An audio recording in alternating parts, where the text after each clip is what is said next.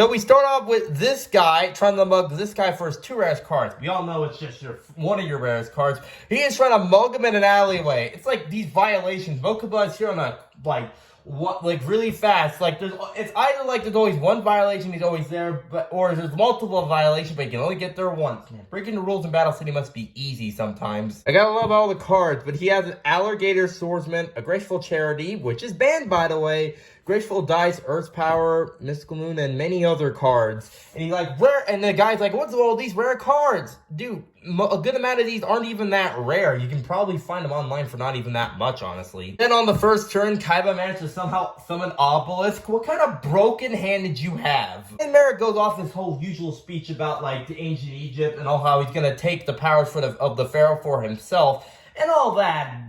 Yeah, that's pretty much what he does for most of the first couple episodes we see him. He's just doing this the whole time. And then Yugi sees this clown into a tent and says absolutely nothing and is like, okay, this seems legitimate to go to. Let's go in.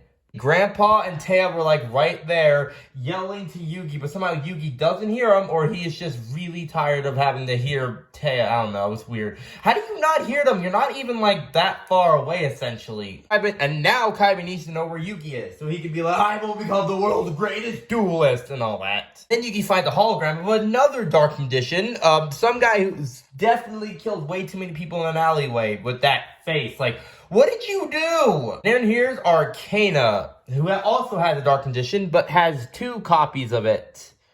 Oh, okay then. Also known as yet another guy who will apparently kind of bend the rules in this anime.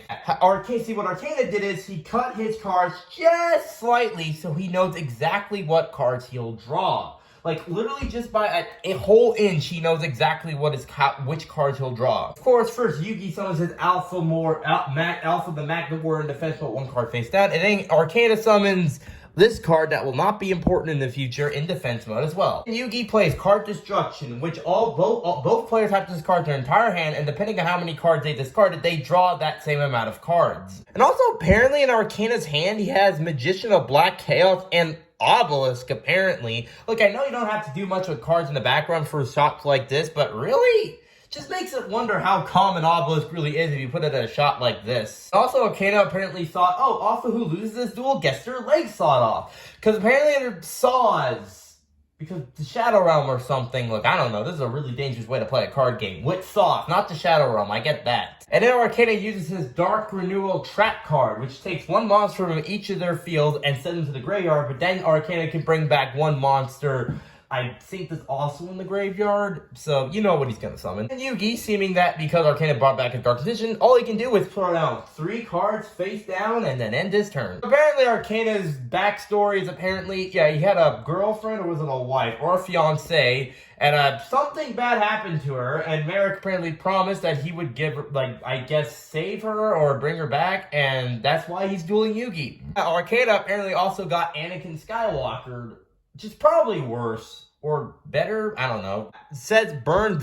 He said he was burned, but he looks completely fine. Or it's still his upper face that looks bad. I don't know. Are you sure you were actually in an accident? Or running across town, apparently, because they don't know where he is. Or Yuki's still in the exact same building, which is somewhere else, but they don't know how directions work. And then Arcana activates the trap cards, which puts Yuki's Dark Magician out of play. We don't know for how long, because he did not specify. It's one of those continuous traps where it just doesn't have any everlasting uneffect, or whatever the hell I just said. They also managed to run into Mokuba conveniently. I know, this is like a city, and he just conveniently. And then he plays Ectoplasma, which during each opponent's turn, they have to sacrifice 1 monster on the field to deal, was it 1,000 life points? It's deal 1,000 life points worth of damage to each opponent. To their opponent. They have to. It's not like, I can choose to do what I want. You have to. It's a requirement. And you gotta love the crazy amount of different weird faces in this anime. What the heck is that? Here's the debut of Dark Magician Girl. Yep. It's kind of weird how there's multiple Dark Magicians and only 1 Dark Magician Girl. Huh. Not only has Dark Magician been defeated, but also in a very brutal way. What the heck? Yeah, Dark Magician Girl had more attack points, because for every Dark Magician in the graveyard, Dark Magician Girl gains, I think it was 700 attack points for each one, of 500, 700 attack points or so in the graveyard. I might be wrong about that. Oh, and now Tristan's here, but where's Joey? Was he just walking around at home? Where is Joey? What is he doing? It's just weird to have him not be here. How about the key has his hat on there? Hey, a locator card. Man, all these look the same. It's weird. What? Oh, yeah, this really had a spare key. You know, he could have just took himself out automatically at the beginning of the duel, you know? Instead of just, like, he could have just left Yugi to change and then just automatically took out the key himself and got him free earlier. Why didn't he do that earlier? Now Merrick's like, no, I'm gonna send you to the Shadow Realm because I'm evil. And then it's real that his beloved is actually just a mannequin and his beloved's probably somewhere else. I don't know, man. I didn't look into the backstory. Now again, after, the whole Merrick taking over Arcane's body and then sending his soul to the Shadow Realm, Yugi and his friends show up, minus Joey. What's Joey doing? That's gotta be a big question. We don't know.